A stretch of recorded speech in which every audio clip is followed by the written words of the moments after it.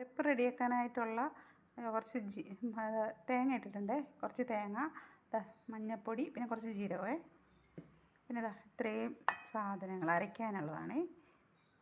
ഒരു ചെറിയ ഉള്ളിയുടെ കഷ്ണം, പിന്നെ വെളുത്തുള്ളി, പിന്നെ 2 പച്ചമുളകും കൂടെ അരച്ചും കൂടെ ചേർക്കുന്നുണ്ട്. ഞങ്ങൾക്ക് എരിവ് വേണം, അതുകൊണ്ട് എരിവ് വേണ്ടാത്തവർ അരയ്ക്കണമെന്നില്ല കേട്ടോ. 2 വെളുത്തുള്ളിയും കൂടെ ബാക്കി ഇരുന്നും കൂടെ ഞാൻ അതിൻ്റെ അകത്തേക്ക് ഇട്ടേ.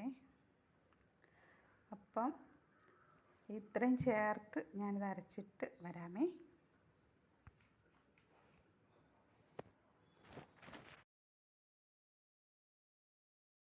ആ ചീര നമ്മളൊരു ചട്ടിക്കകത്തിട്ടിട്ടുണ്ട്. ഈ ചട്ടിയിലാണ് ഞാനത് വെക്കാൻ പോകുന്നത്. അപ്പോൾ ആ ചട്ടിയിലേക്ക് മാങ്ങയും പച്ചമുളകും കൂടെ ഇട്ട് കൊടുത്തേ. എന്നിട്ടിത് നമ്മൾ അടുപ്പയിലേക്ക് വെക്കാൻ പോണേ.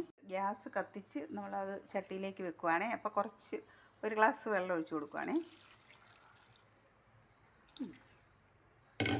അപ്പം കുറച്ച് വെള്ളം ഒഴിച്ച് കൊടുത്തിട്ടുണ്ട്.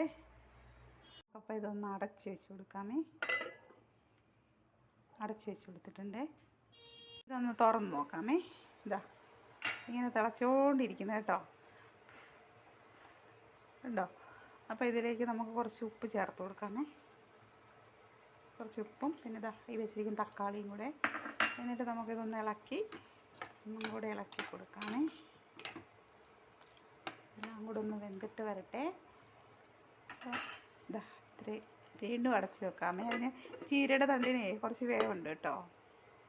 ഒരു പരുവത്തിലെത്തി തിളച്ച്. അപ്പം ഇനി ഇത് ഓഫ് ചെയ്യുകയാണ്, തീ ഓഫ് ചെയ്യുക. ഇനി ഇതിൻ്റെ കുറച്ച് കടുകും കൂടെ വറുത്ത് ഞാൻ ഇതിൻ്റെ മീതിയിലേക്ക് ഒഴിക്കും കേട്ടോ. അപ്പം ഇതൊക്കെ പ്രകൃതിയിൽ നിന്ന് കിട്ടുന്ന വിഷം ചേരാത്ത നല്ല കറികളല്ലേ. ഇപ്പം നമ്മുടെ പറമ്പിൽ നിന്ന്